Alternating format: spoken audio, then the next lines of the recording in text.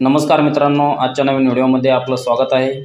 आता नवीन योजना आलेली आहे दिव्यांगांसाठी। धर्मवीर आनंद दिघे दिव्यांग अर्थसहाय्य योजना 2024 या योजनेअंतर्गत महिन्याला 3000 रुपये दिव्यांगांना आर्थिक मदत मिळणार आहे। तर मित्रांनो, या योजनेविषयी आपण सविस्तर माहिती बघू।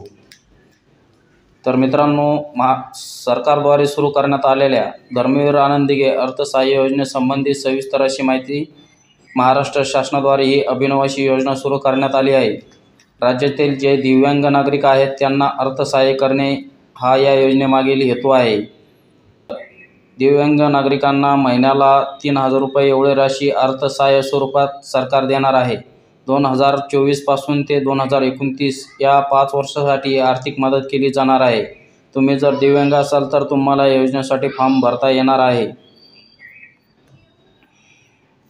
तर मित्रांनो, धर्मवीर आनंद दिघे अर्थसहाय्य योजनेअंतर्गत दिव्यांग नागरिकांना 3000 रुपये दिले जाणार आहे, जे उमेदवार वर्षाचे 36,000 रुपये दिव्यांग व्यक्तींना सरकार देणार आहे। ही योजना अजून पुढे 5 वर्ष चालू राहणार आहे, म्हणजेच नागरिकांना एकूण 5 वर्षाचे एकत्रित असे 1,80,000 रुपये मिळणार आहेत। तर मित्रांनो, या योजनेसाठी काय क्रायटेरिया आहे तो सर्व बघू। उमेदवार हा मुंबई महानगर हद्दीत राहणारा असावा। अर्जदाराकडे दिव्यांग प्रमाणपत्र असावे, पिवळे किंवा निळे वैश्विक ओळखपत्र। उमेदवाराचे वय हे किमान 18 वर्ष असावे। उमेदवाराच्या कुटुंबाकडे केशरी किंवा पिवळे रेशन कार्ड असावे। अर्जदाराची राष्ट्रीयकृत बँकेमध्ये खाते असावे।